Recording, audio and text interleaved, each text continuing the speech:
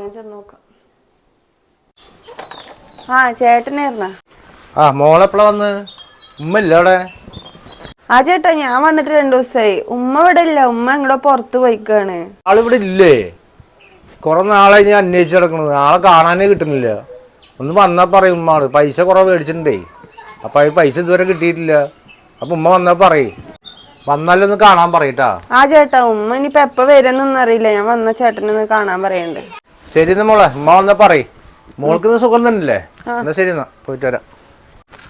ഈ പ്രാവശ്യം അതിന് കാണാൻ പറ്റിയില്ല. ഞാൻ വരുമ്പോൾ ഇവിടെ നിന്ന് മുങ്ങി പോകണ്ടെന്ന് സംശയമുണ്ട്.